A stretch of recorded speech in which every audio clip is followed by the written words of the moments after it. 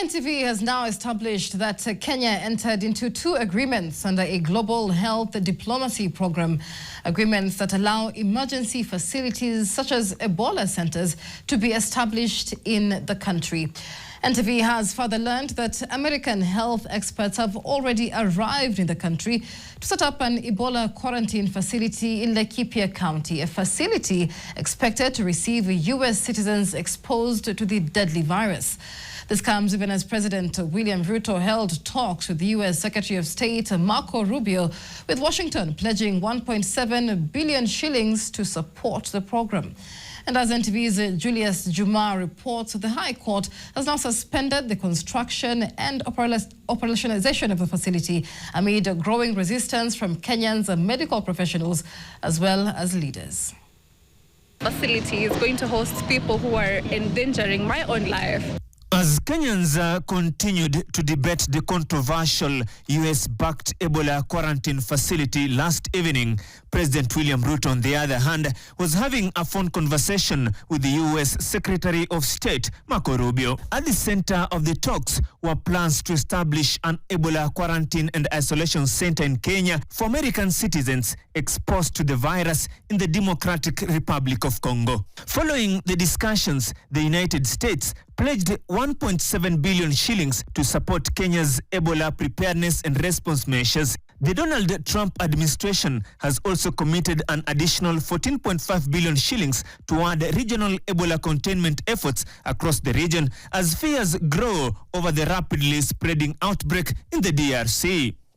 As these developments unfold, NTV has established that Kenya entered 2 separate agreements under a broader global health diplomacy framework, agreements that permit the establishment of emergency health facilities such as Ebola centers within the country. The first agreement was signed in 2015 by former Health CS James Macharia, before former Health CS Mutahi Kagwe signed a 7-year extension in 2022. By signing a biosecurity agreement with the US on July 24, 2015, Kenya opened her doors to the setting up of research and isolation centers for diseases classified as biological threats. Then, in December 2024, Kenya revised her foreign policy, particularly, and I quote, to promote Kenya as a wellness, humanitarian, and health emergencies medical hub. The foreign policy document, titled The Global Health Diplomacy and seen by NTV, became the foundation for the now controversial move to set up Ebola laboratories and isolation centers in Kenya. On December 4th, 2025, Prime Cabinet Secretary Musalia Mudavadi and U.S. Secretary of State Marco Rubio signed the Kenya-U.S. Health Cooperation Framework in Washington, D.C. President William Ruto was present as a witness. NTV has further learned that American health experts and military-linked personnel have already arrived in the country to spearhead the establishment of the Ebola quarantine facility in Laikipia County. According to the terms of the 1.7 billion shilling arrangement, the facility is expected to host American nationals exposed to Ebola, with operations reportedly set to be supervised by the U.S. military personnel and managed by the American medical teams. This plan has, however, triggered sharp criticism from Kenyans, leaders and residents of Laikipia County, where the facility is expected to be established, have also rejected the plan, raising fears over public safety, transparency, and the possible importation of Ebola into Kenya. And it is shameful to say that even the county government of Laikipia doesn't have any information regarding this program that is going to be initiated here.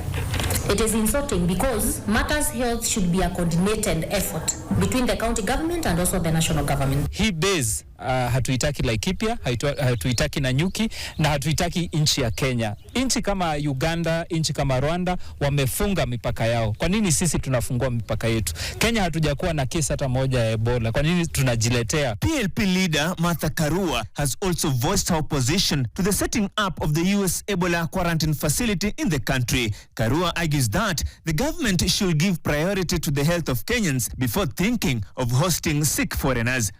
It is astonishing that William Ruto and his administration can listen to America saying that they do not want any infected person because their policy is to protect Americans first. How dare them entertain the idea that they can bring Ebola-affected people to Kenya to protect America but endanger the Kenyan population.